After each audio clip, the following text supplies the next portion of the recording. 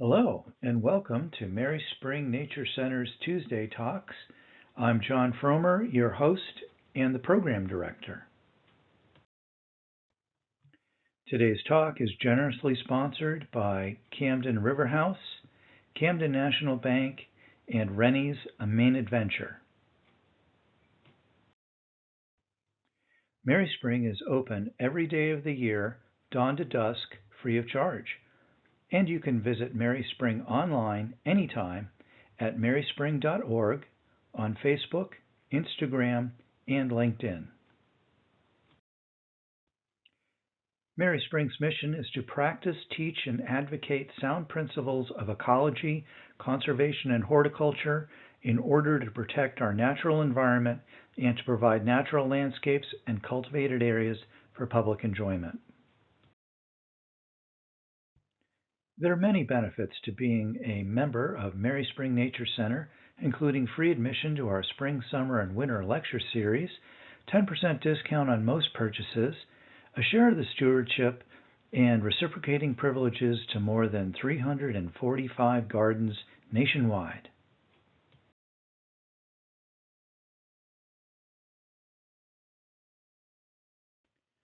Mary Spring is a 501c3 nonprofit organization primarily funded through memberships, grants, and donations. You can donate securely online at maryspring.org.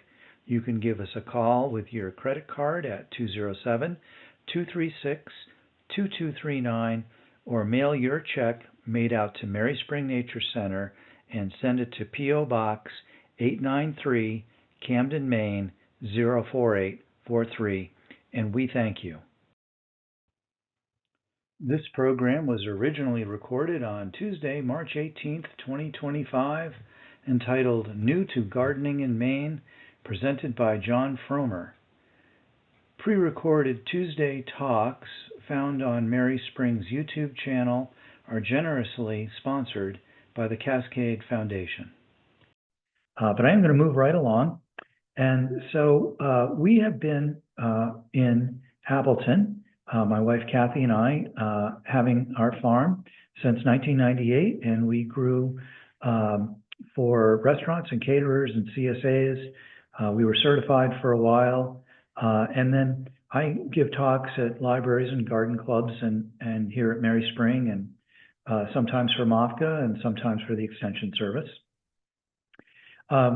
Types of gardens in Maine, and of course this is a talk for people that are new to gardening and new to gardening in Maine, so it's going to have something that covers both spectrums. You can have formal and traditional or cottage mixed borders. I'm going to show you some examples of those. This is out front of the house in early June, and the blue flowers here are Japanese iris, the pink are astilbe, and the yellow are perennial sunflowers.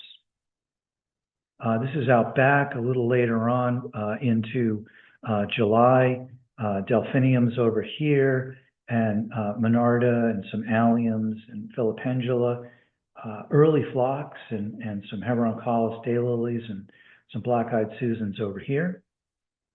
And we had what we called our double English border. For a number of years, it was 9 feet wide and 90 feet long. And unfortunately, we had an open winter where we had no snow and a lot of rain, and the ground froze, and the ground ice crushed the roots, and unfortunately, that garden was lost. So I'm going to caution you later about what plants to buy for our zone. Another example of formal in the backyard. And cottage gardens are a mix of all kinds of perennials for the most part, although you can add other things in. And then a mixed border has annuals. And so these are nasturtiums through here and some snapdragons. And then these alliums here are a bulb, and then perennials in the back. Container gardens are great. You can mix them so that they flow into other gardens. If you are in a position where space is limited, think vertically. We grow a number of annuals, so these are zinnias in front, Benari giants for the most part are right through here. And then this second row with the sunflowers is a mixed annual row. And that looks a lot like this in a different year. You can grow pretty much any herbs. Most herbs are very hardy, so they will survive our winters. This was several years ago with an early digital camera.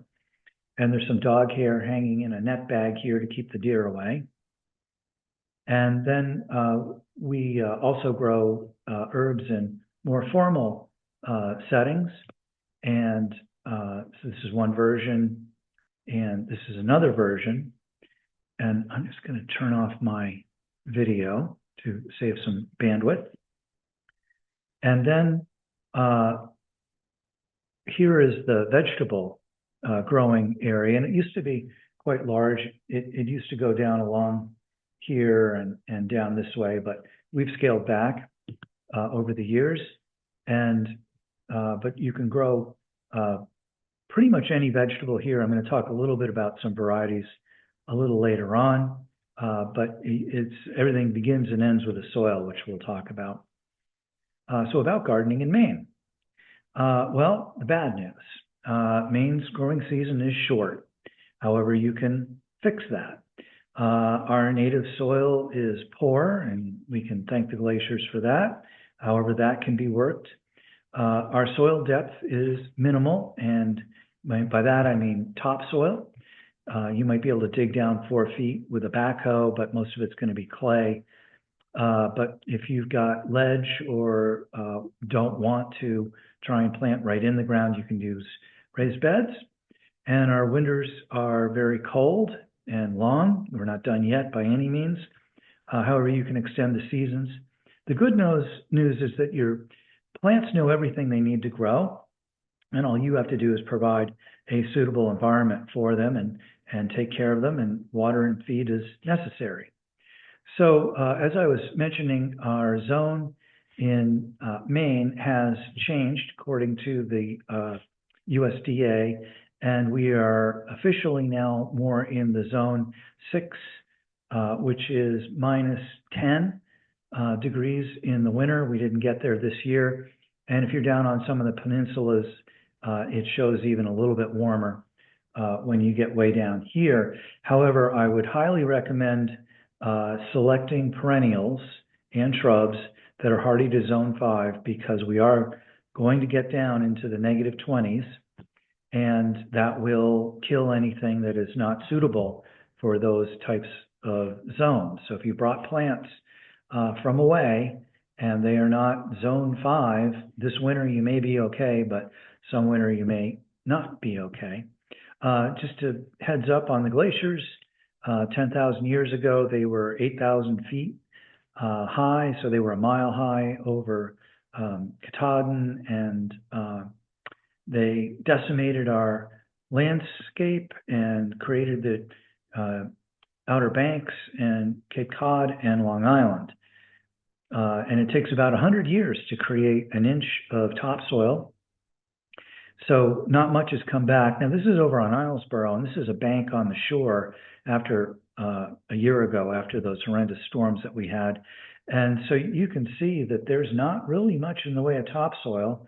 And if you go down maybe a foot, it's sort of reasonable. And then after that, you get down into deadpan clay, which is really of no value, doesn't drain or anything like that. And so you would like to extend that to maybe a foot deep for good topsoil. That would be great. And then something that would drain would be helpful. So when we first moved in and had our hayfield tilled, this is what it looked like. And you can see they're big clods of clay. And it took many years to build that into a beautiful organic farm. So weather information, the average last frost in spring is May 10th. Last year, it was May 17th. And we can get a frost as early as October 10th, but it could be earlier than that. Could be later, but could be earlier. And so we have about 6 months to work with. It's about 60 degrees on average up north. and 70 degrees on average.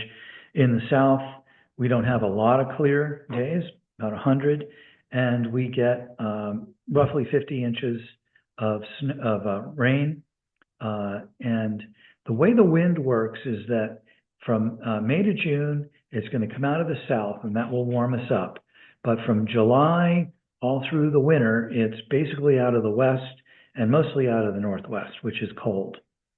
So to site your garden, choose level ground to prevent erosion. And if you are going to plant in the ground, pick the best ground that you've got. You might need to adjust the lighting, taking a few limbs out of trees possibly. If you can avoid windy conditions, it's helpful, especially if you're near the coast. You might need to put in some shrubs to break the wind, or a fence. It will help prevent plants from drying out in a hot, windy sun. If you're growing vegetables, try and have your rows run north to south so it will prevent shading.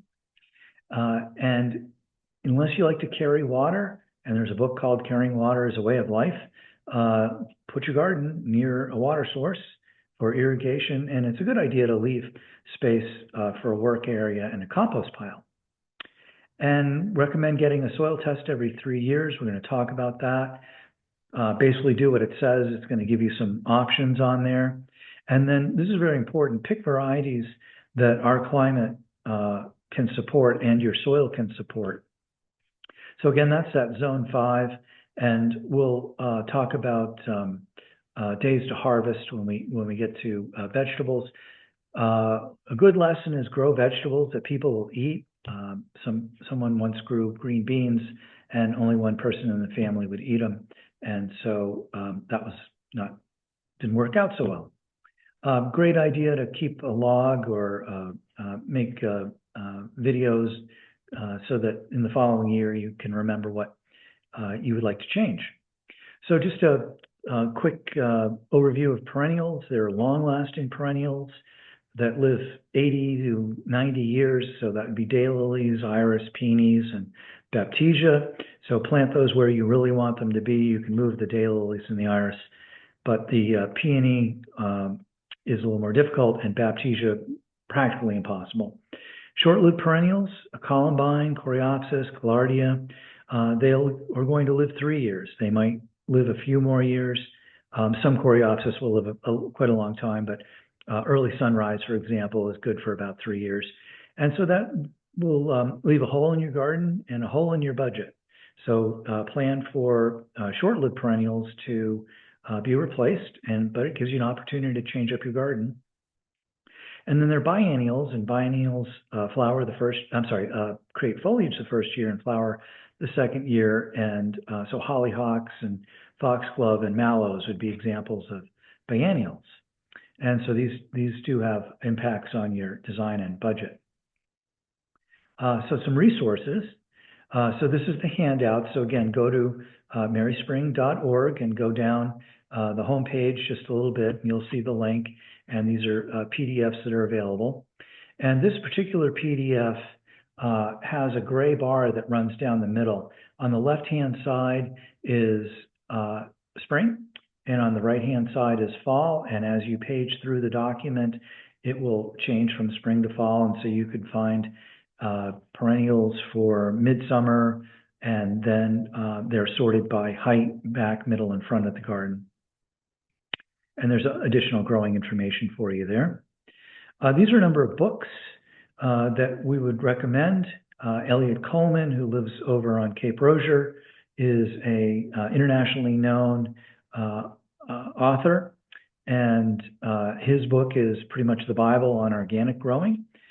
Carrots Love Tomatoes is a great book for companion planting, which is planting crops in conjunction so that they benefit each other and don't compete. Square foot gardening is wonderful for smaller gardens and or raised beds. From Seed to Bloom is an excellent resource for growing flowers, vegetables, and herbs from seed.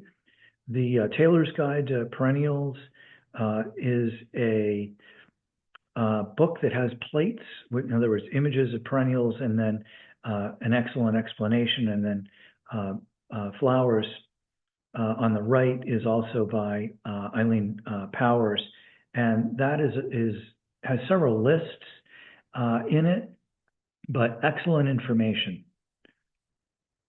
Now, a website you might want to look at is the Missouri Botanical Gardens Plant Finder. And even though it's down in Missouri, you can still select Zone 5.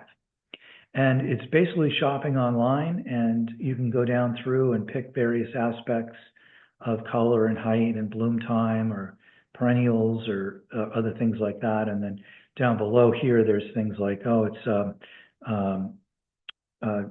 drought resistant or clay soil. Those would be some things that you might look at. And then the Master Gardener program is an excellent program that is on hiatus this year. Hopefully we'll be back next year. And that is taught by the Cooperative Extension, and it covers Knox, Lincoln, and Waldo counties. And you can see the phone number there, and you can go on their website. And that is an excellent program. Highly recommend it. So just some terms, because we're going to be using them. Annuals live 1 year, flowers mostly. Perennials, biennials, foliage first year, flowers the second year. Perennials live at least 3 years. Herbaceous is a plant that dies back to the ground in the fall. Deciduous is a plant like a maple tree that drops its leaves in fall.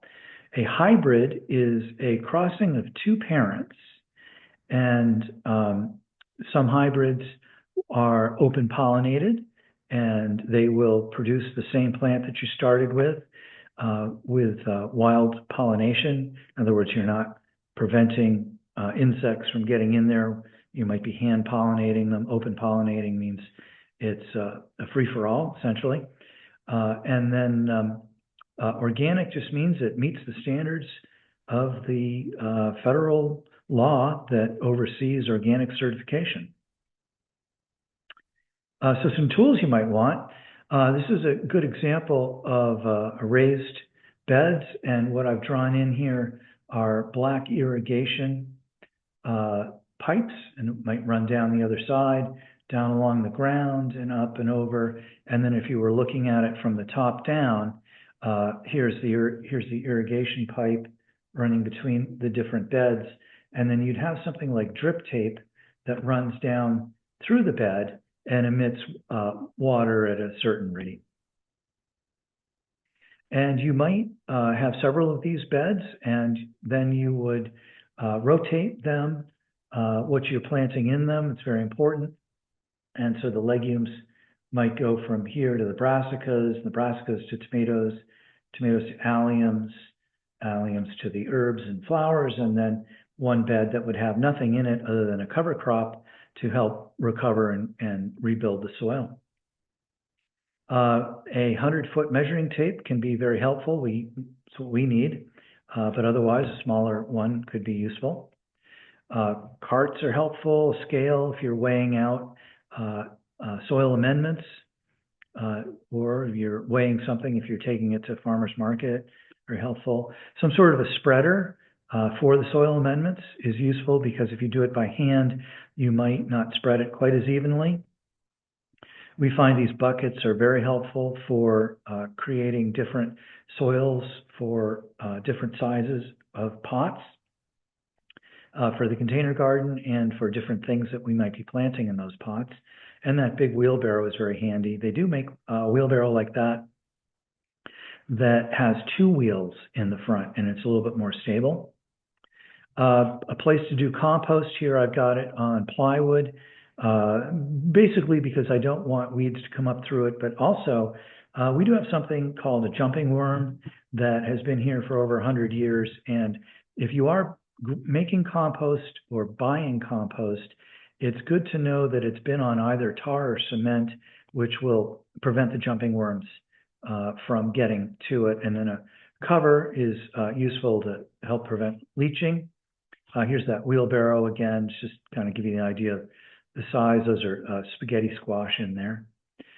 Little tiller, very handy to get into the garden. Just make sure that you don't wind it up all the way, because it'll destroy the texture of the garden. This was a Honda tiller we had for almost 30 years and just subsequently replaced it. very useful for larger vegetable gardens. And if it gets more than that, you can either get a tractor or hire it. This metal rake is excellent for raking the soil to make a fine planting bed, seed bed. This is for lettuce, for example. And this is called a stirrup hoe or a collinear hoe. And it has a blade right down here, and it's sharp on both edges. And you go back and forth with it right under the surface of the soil, and it cuts the roots off of the weeds. Now, if you do get one, you can get them from Johnny's for around $70 plus or minus. And they have a few different sizes, a 6-inch, 5-inch, and I think a 2-inch, maybe a 3-inch. The 3-inch didn't seem to work as well as the other sizes, but they work beautifully. We use them very heavily, and they last for 15, 20 years with heavy use. And they're self-sharpening, so make sure that you wear closed-toed footwear because they are razor sharp. And additionally, make sure that you change how you are using it, so right-handed to left-handed, so that you don't wear out your muscles in your back. Just change it up so that it's better for you. Also, this is called a Cape Cod weeder. Now, it's got a blade, but it's not sharp, but it's great for cutting off weeds and digging and pulling weeds, and those will last 10 or 15 years easily. We do have some in our gift shop at Mary Spring, if you're interested, but that's a great tool. Those two are the primary ones that we would be using for weeding. Greenhouse is great. Cold frames over here is an excellent choice if you can't get a greenhouse, and it works like a little greenhouse. And you can build these could be raised beds if you wanted, but these are just strapping. And the strapping is the wood that runs along here, and it's got a little C-clamp in there that holds the PVC pipe. And then the white that you see is called Rime, and it was originally invented to cover mattresses during shipping. But they've gone on and created several different types of Rime for different amounts of protection from frost. And it might be 3 degrees or 5 degrees. And basically, we anchor it on one end and then roll it up and over at night and close it on the ends with clothespins and put a board down here to keep it closed. So we could open it during the day if we want or not. And then this is Rime that's used in the garden, and there are metal hoops that run here. And we close one end off and be able to open the other side for weeding purposes and, well, to check on what's growing. And so this will buy us maybe 3 degrees of frost protection, and you can use that spring or fall. And ultimately, it's going to get you maybe a month of extra growing. Remember, we only have 6 months, so an extra month is a lot. Good to have a stack of 6-packs and things like that, plug trays for growing. And this is a great tray for potting up or planting seeds, because it keeps the soil under control, and then very easy to drop it back in that blue bucket when you're done. A bunch of sticks are terrific. They do sell paint stirring sticks, which are much better than these little 6-inch sticks. These are great for 6-packs, but when you get out in the garden and you want to label things, the paint sticks are a great way to go. And we have a place that we can put our seedlings down so that their roots do not grow into the soil, because when you have to pick those up, it's going to damage the roots. So something to keep the roots in the 6-packs from getting into the soil. And then additionally, various types of fencing would be useful. These are for peas. These are pole beans. And so we'll grow those in our 3-foot wide planting row with the drip irrigation tape. And you can actually do these through black plastic, which is back here. And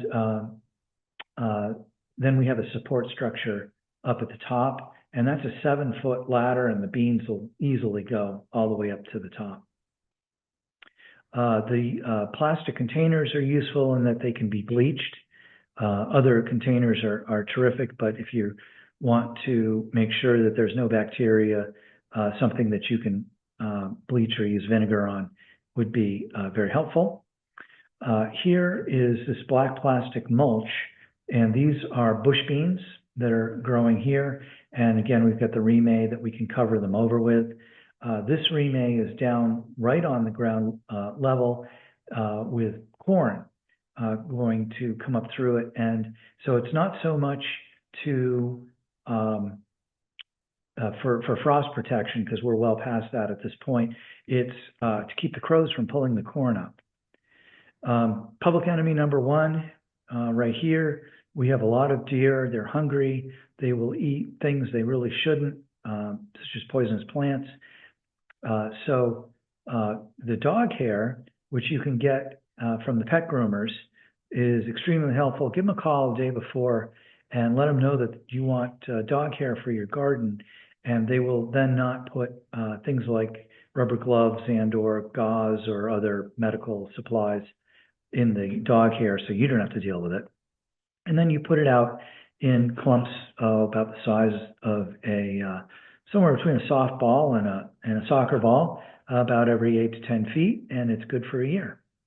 Now, if the dog hair runs out, certainly get some more dog hair. And we have 2 big dogs, and we still need to get dog hair. Now, beyond that is things like an electric fence. And this one is charged by a solar-powered battery, which is great because we don't have to run a cord out to it. And I put it way up on the corner here because that's where the sun gets to it first. So I get the maximum amount of charging. And then you've got 2 lines. A lot of places will put an extra line out here, a couple feet away, because a deer will not jump in between 2 lines. But we've been successful with this so far. And you'll notice right here, so the line goes all the way around the garden and then comes back here, and they don't connect. If you were to connect those 2, then the fence wouldn't work. So when the deer touches the fence, it grounds out and closes a circuit, and that's when they get a shock.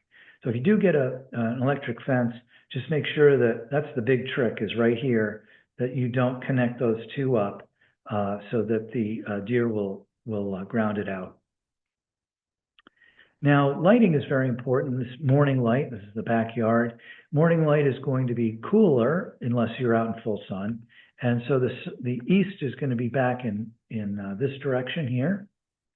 And then afternoon sun is going to be hotter and potentially drier. So your plants may require irrigation more in the afternoon. And then if they're out in full sun, then they will be, you want plants that are only for full sun at that point, and you might consider a drip irrigation system to run down through your planting. Now, late summer and fall, we have long summers, but that's, of course, in the end of June. And as the sun tends to change as we get into late summer and into the fall, the angle is going to change, and we'll have shorter days. So keep that in mind, and that stimulates a lot of activity of onions, for example, to bulb up. So soil preparation, we're going to talk a little bit about soil and soil tests. So everything begins and ends with the soil. And our soil is typically acidic, which is why we have so many blueberry barrens and pine trees. And it is really responsible for holding plants upright and arranging for nutrients to be available in the soil. And the soil test is going to help you to know how to amend your soil so that it's in its optimum condition. And one of the big things is that you need to arrange for adequate drainage, and that might be adding organic matter to help break up the clay. And I'm gonna say make peace with the rocks, because we have a lot of rocks, and they do warm up the soil, so it's useful and they can help with drainage. But if they get in the way, they've got to go. Now, soil tests, we're going to talk about that in a minute, but we have soil test kits at Mary Spring. The Knox, Lincoln, and Soil Water District on Route 90 also has soil test kits, as does the Cooperative Extension either down in Waldoboro or up in Waldo, and there's their phone number if you wanted to see if they would mail you one if it's out of the way. But we have plenty here at Mary Spring, and so you're welcome to stop by. They're right in the entryway. And the University of Maine has a handout. They have many handouts on their website. And this one is on testing your soil and basically tell you everything you need to know. Here I am a couple of years ago testing the soil. And so what you're going to do is you're going to take a few different samples from within a bed. Basically, even on a scale of an acre, you don't have to go very far to make your samples. The document that you get with the form that you get to fill out will tell you how to do all that. But one of the people that we had speak last year said you could dig one area and put it in the bucket, mix it up, and that would be enough. But I would probably try and take a wider sample if you can. And so put it in the bucket, mix it together, go down maybe 8-10 inches, depending on what you're going to grow. There's a little box that you put together, and I highly recommend that you do not put that tab in the slot over here. It'll take you a couple of hours of frustration. Just tape it up. There's a single form. I think they're up to $22 now. When I took this photo, it was $18 for the test, but I think we're up to $22. And every line on the form is one of those boxes. And then on the back, it'll give you some codes that you might use for what it is that you're going to be growing. Could be trees, could be grass, doesn't matter. Vegetables, flowers, herbs. Yeah, so again, here's that tab. Yeah, just tape it up. It's a pain.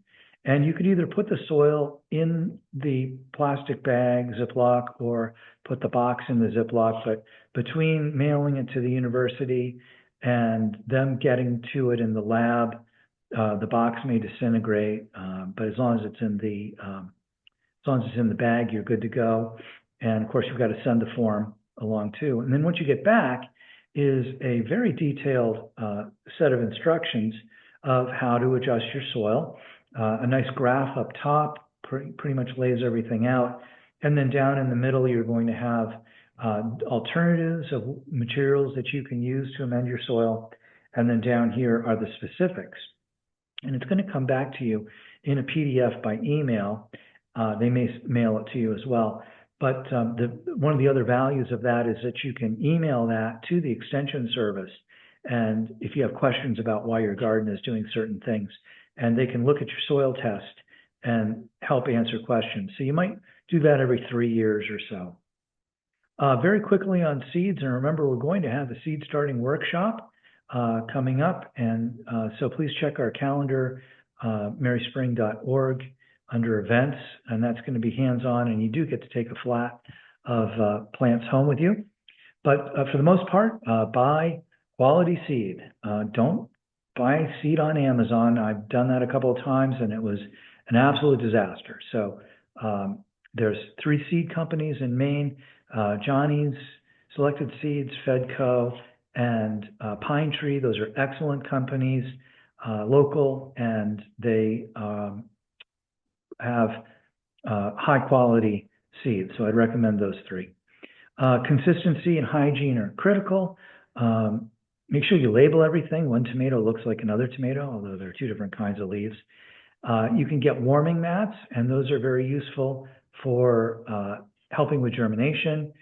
You can do this in the basement on shelves with grow lights, and if you put them on timers, then you don't have to remember. And secondly, your plants will get an even amount of time, about 14 hours would be good.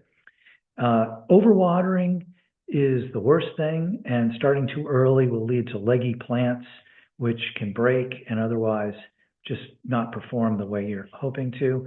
So you can look at how long before you should plant them out in the garden as your starting point. If you do feed your seedlings, make sure that you dilute whatever fertilizer you are using by half, handle them by the root ball or by the leaves. And if you see any that fall over, that can be dampening off disease, and you want to remove those immediately. And they go right in the trash and not the compost pile. So remember, perennials, zone 5, basically cold hardy perennials you can start now. We are starting our onions now. You could start kale and kohlrabi and things like that that can handle cold. And then if you're going to plant things outside, make sure that the ground has warmed up. And particularly on the Johnny's website, you can find a chart for each different kind of vegetable, for example, of when the maximum germination rate is achieved through a particular soil temperature. And they do make soil thermometers that you can get. So pretty much we get into April, we're going to start annuals and warmer crops like peppers and tomatoes. And then out in May, we can start direct sowing in the ground. If you're doing raised beds, you may find that the beds warm up faster than in ground, and you might be able to start earlier. They also will drain faster. Here's some tomato plants. So this is a regular tomato leaf, and this is a potato leaf tomato. And what you're looking for are short, stocky, dark green seedlings. And then you know you're going to do well. When you handle plants, make sure that, again, you handle them either by the root ball or by the leaves, not the stem. If you break a leaf, it'll grow back. If you break the stem, probably won't. If you've got a greenhouse, plants will grow straight up. If you're doing it in the house, even right next to a window, they will lean towards the window. And so when you turn them, you might need to turn them every day or sometimes twice a day. It's hard to say, but that'll keep them from, that'll cause them to straighten back up. So I'd like to walk you through some perennials for different colors and different seasons, and then we'll talk about some vegetables. We're going to go spring to fall by color. So these are pulmonarias. Common name is lungwort. Beautiful little perennial for the shade in the spring, and it has spotted leaves, different shaped leaves for different varieties. And there's a salmon color and a white and a couple of different colors of blue. And it definitely has to be in the shade. If it's out in the sun in the spring, it will still bloom. But then when it warms up and the days get a little longer, it will turn brown and die back. But if you grow it in the shade or in the shade of, say, a shrub, it will retain its foliage all summer long. Delphiniums are, well, my favorite plant, and there are a couple of different kinds. There are the Pacific Giants, which can grow up to 7 feet tall. They do require staking if you're in the windy area, or simply grow so many that if a couple break when we have the straight line thunderstorms in late June and July, that it's okay. They are toxic. So be very careful. Do not cut them as cut flowers for the dining room table. And if you're going to handle many delphiniums and or foxglove, which are also poisonous, make sure that you are wearing gloves and have long sleeve shorts, pants and shirts, just to be on the safe side. Lavender is a wonderful plant for so many different reasons, and this is Munstead lavender in that double English border. And there's 2 plants every foot or so. So there's almost 100, well, there was 180 lavender plants on each side.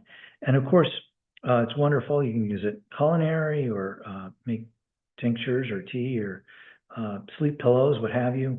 And so that was the, Munstead is the best lavender to grow. There's Hidcote and a few others, but even when we had that open winter and it killed all the lavender, I was really quite surprised. And it killed a lavender plant that we had had for almost 30 years. And that was in a raised bed. So it can happen, but Munstead lavender is the way to go. Now there's 2 kinds of aconitum, and this is monkshood is the common name. And monkshood is poisonous, again, just like the delphiniums and foxglove. One of the monkshood will bloom in the summer and the other in the fall, and they can grow quite tall. They can grow 6 or 7 feet tall. One is a little bit more silvery blue than this one. Some white flowers. This is called bloodroot, sanguinaria. And this is a double. It's a very special plant. I think this little plant was about $30. But there's a native variety of bloodroot. And in fact, we have bloodroot here at Mary Spring. We have a great big patch in the woods. It's a shade plant, and it will hold its foliage through most of the summer, but eventually it's going to die back. But it'll be fine in the sun in the spring. But then once we get into the summer, unless it's in really good shade, it will turn brown and just die back to ground level, and that's what it does. There's a couple of different kinds of lobelia. This is blue and white. And what they're trying to do is grow blue lobelia, except it has a recessive gene, and that's where you get the white lobelia. It is a beautiful plant, grows about 30 inches tall, and it will self-seed in a lot, but it's easily managed. It's a great cut flower. Bumblebees absolutely live for it, and hummingbirds will go to it as well. And it's going to bloom in the summer and right into the fall, and you can deadhead it a little bit. The seed is infinitesimally small. So if you want to work with that seed, do not do it outside. Make sure you're inside so the wind would blow it right away. And also not a great one to start with if you're trying to teach kids to grow seeds. Definitely do something more like a pumpkin. Amsonia is a plant from the Midwest, and Blue Star is a common name, and it's got two varieties. One is a woody variety that we have here at Mary Spring. This is the herbaceous variety that dies down to ground level in the fall, and it is not a cut flower. It's just a bedding plant, and it does produce seed pods that look like little beans. And again, it also has a very high germination rate. So if you want to prevent having to weed them out, just remove the little seed pods. Chelone is turtlehead, and this plant will bloom in late fall, well into October and into November. There are two varieties. There's a white variety and a sort of a purple lavender variety. Can be a little aggressive, spreads underground, but we've not had a problem. There are three kinds of peonies, and the peonies are the pink flowers here. There are the old-fashioned peonies, and those will die back to ground level. There's a tree peony, and we have a gorgeous one here at Mary Spring, and I hope it's going to bloom this year. And that is not a herbaceous plant, it's deciduous. And then there's something called an Ito peony, which is a cross between the tree peony and the old-fashioned peonies, and it has a huge bloom, and also is deciduous. Herbaceous. So it's got the qualities of both. Rose campion here again with Munstead lavender. There's rose campion and white campion, and if you put the two next to each other, they'll cross, and you'll get rose with white and white with rose. And that's a biennial, so foliage the first year, flower the second year, and then it's done. This is penstemon, Husker's red. And Husker's red is typically grown for the foliage color, not so much the flowers. There are native penstemons around, and it is hummingbird friendly in that it's got that cone-shaped flower that matches the anatomy of a hummingbird's face. Wide variety of sedums. This is autumn joy, very common kind of a sedum. Over here on the left, though, is again the lungwort that holds its foliage beautifully all summer long if you keep it in the good shade. There are native sedums around. You can transplant those from the woods, and it is something that deer and woodchucks will eat. But bumblebees love it, honeybees love it. Some yellow flowers to go through. This is alchemilla, which is a lady's mantle, and it's got these beautiful scallop-shaped leaves. It's an herb. The foliage stays all summer long. The flowers tend to fall over, and in fact, they're not flowers, they're bracts. And they make an excellent cut flower and an excellent dried flower, beautiful filler. And it also will give you that chartreuse color that you see here. This is another kind of sedum that's a bicolor sedum down here. Wide variety of yarrows, Achillea. This is called florist yarrow, and it's quite tall, about 3 feet to 40 inches tall, with a large flower head. Great cut flower, great dried flower, very easy to grow, full sun. Lilies are terrific. Now, these are Asiatic lilies. And you know that because the flower heads are all at the top. Oriental lilies, like the Easter lilies, flower alternately going up the stem. Deer will eat lilies, certainly. And also we have something called a lily leaf beetle. And that came into Cape Cod about 25 years ago, 30 years ago, and then started working its way up the coast of Maine. And we have them. And so I have a pair of needle nose pliers that are only for that purpose of trying to hunt those little scarlet colored lily leaf beetles in between the stem and the leaf, and to crush them and to crush their eggs. Rudbeckias, black-eyed Susans, there's a really wide variety.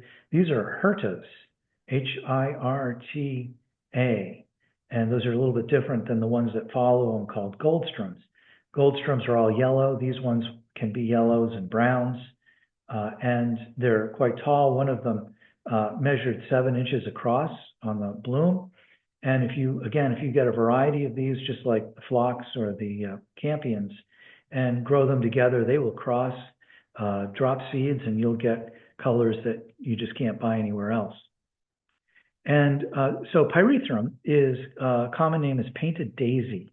And this is a very short-lived perennial, 3 years, pretty much max, but it is also the plant that they create the organic insecticide pyrethrum from.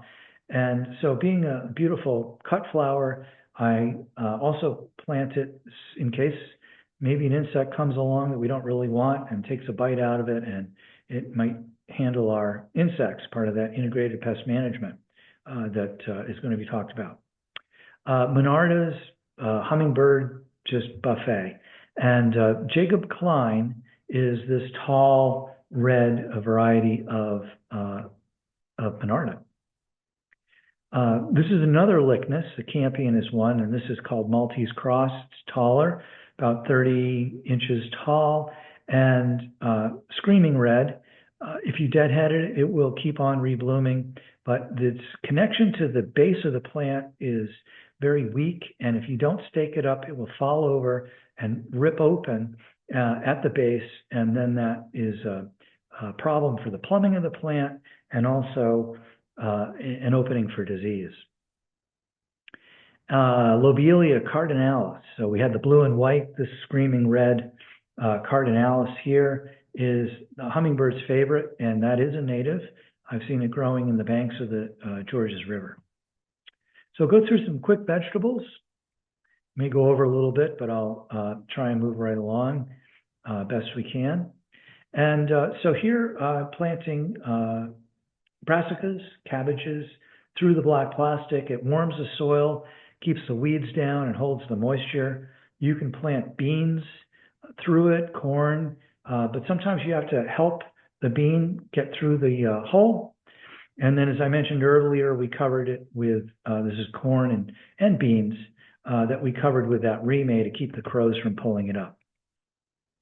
Tomatoes. You can grow almost every kind of tomato, but especially if you've got a greenhouse, you can grow Globe Masters, I think they call it, big beef kinds of tomatoes.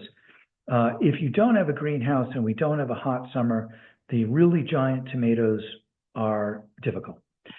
Here in the greenhouse, we can grow tomatoes up these strings, and we prune them. Without the greenhouse, you can create your own structure and just had 2x4s pounded into the ground, ran a wire down, and then dropped strings and tied the tomatoes up. What you're really looking for are short tomatoes. You're growing tomatoes, not tomato plants.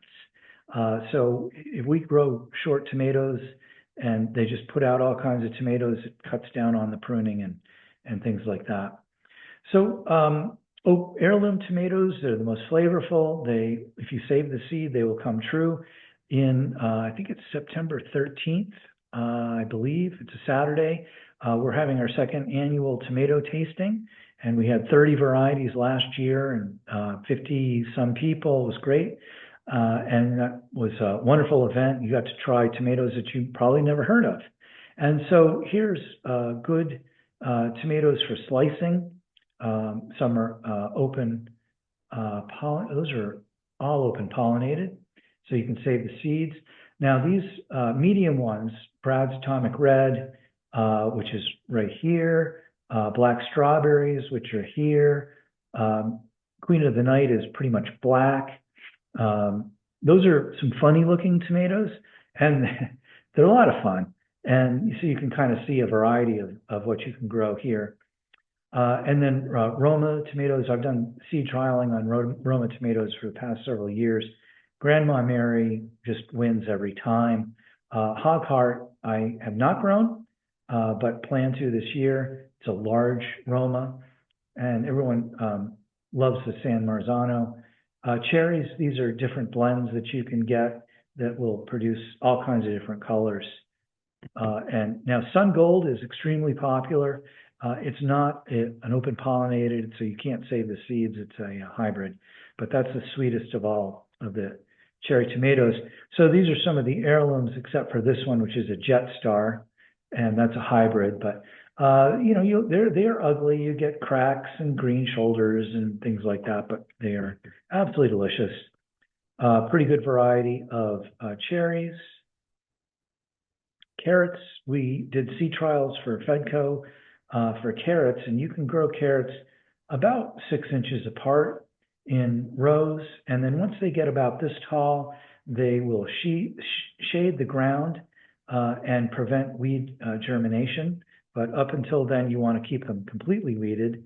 And so we've grown many different colors. We buy the mix now, but we're trialing them by individual colors. You can grow most dried beans, but this is where you need to watch the days to harvest. And anything over really 120 days is almost impossible to grow unless, again, you have a greenhouse. However, there's a pole bean called rattlesnake, and rattlesnakes will grow 13 feet up a pole without question. And they're a great fresh bean and a great dry bean if you let them go all season. They can beautifully, and they also will freeze beautifully. And so here I've got them TP'd, and then I've got we have a branch between the two to help stabilize them. One started to fall over one year, and we had to scramble a little bit. Bush beans, haricots verts are the French fillet beans, and Maxabel, if you keep them picked, you'll have more green beans than, frankly, you know what to do with. Lots of squashes, but again, watch the days to maturity on that. They can take a lot of space. However, you can select varieties like Little Leaf, which is a cucumber. Does not get very big. It's great for containers and or raised beds, and the cucumbers are delicious. These are patty pan squashes, and they're called a scallop squash. You can pick those when they're an inch across, but they can get about 6 inches across when fully developed. And there's a couple different colors, but again, it's like a zucchini, and so it doesn't spread. And then there are two kinds of bush spaghetti squash. This one is a bush spaghetti squash, and it's a small plant, again, great for raised beds. Not so much containers. I think the stems would break coming out of a container, but a raised bed would be fine. Peas, these are Oregon Giants. And so you can grow a variety of peas. A lot of people like to have peas for the 4th, and they need cold soil to start with, and we have cold soil, so that's okay. However, you can see here just how many peas there are, and these freeze beautifully. And the benefit of the snow peas is you eat the entire thing. You pull the string off either side, and then you can eat the whole thing. There's no shelling, there's no waste. Some peppers. We have, peppers are tough. They're going to produce late August into September. And again, days to maturity are very important. They like hot weather. They like somewhat dry soil. They do not like over fertilizing. You'll just get a giant pepper plant and no peppers. So you don't treat them very well, and they'll produce all kinds of peppers. So these are the king of the north. There's another bell pepper called apple, and it's a thin-walled pepper. These are the thick-walled ones. Cubanelles are more of a frying pepper. Early jalapeno is early to produce. And then Trident poblano is a great poblano pepper. So with that, I'm going to say thank you and very much. And we just went over just a little bit. And so I'm going to check and see questions.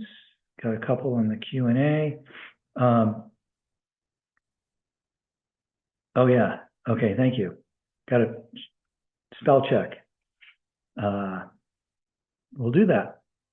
Okay. Do you have a good low cost source for compost raised bed soil?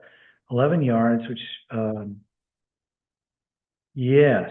Not necessarily.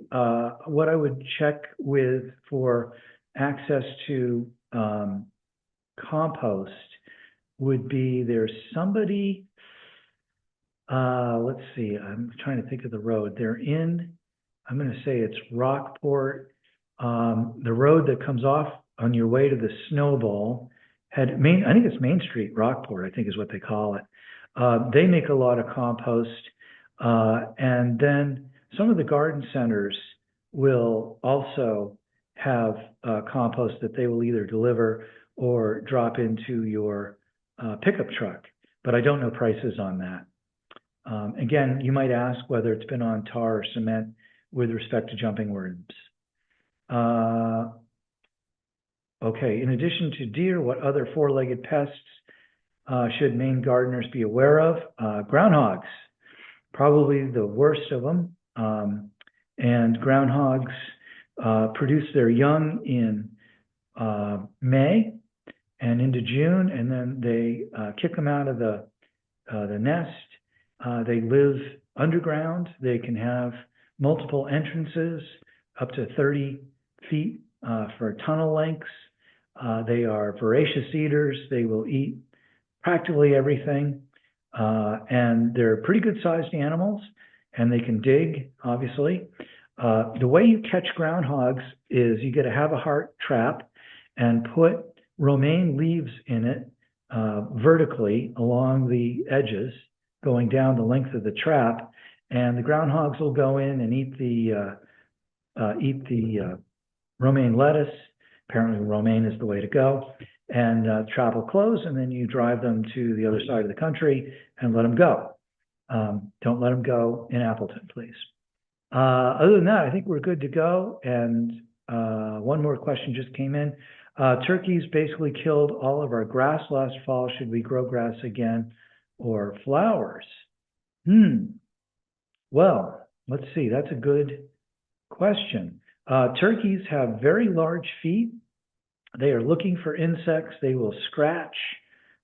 If they think they can, if they smell them, they will scratch your soil. That's a tough question. It depends on, I think, the size of your space. You might try grass and perhaps a low electric fence that might keep them out, or dog hair might help. Hard to say. Flowers, if they probably wouldn't really care about flowers, but again, they might stomp through and knock them down, and that on their way to hunting bugs, that could be a bit of a problem. You might try wind chimes. You might try tin pie pans hung on posts or on branches. Put two opposite each other. You don't want them to nest. You want them to bang into each other in the wind. So something that makes some noise might keep the turkeys away. Good. Okay. Well, thank you all very much. And please, if you're interested, sign up for Saturday's walk. With Harbor Mitchell, it's free for members, $5 for non-members. 1 o'clock in the afternoon, we'll meet right out in front of the Ross Center, and it is guaranteed to have lots of great information about Mary Spring and the history of Camden. So with that, I'm going to stop my share and thank you all once again, and we will see you Saturday and/or next week. Thank you for joining Mary Spring Nature Center's recorded Tuesday talks. For more information, please visit maryspring.org. We hope you'll consider supporting Mary Spring. You can donate securely at maryspring.org. Give the office a call at 207-236-2239 or mail your check to Mary Spring Nature Center, P.O. Box 893, Camden, Maine 04843, and make your check payable to Mary Spring Nature Center. Thank you, and we hope to see you again.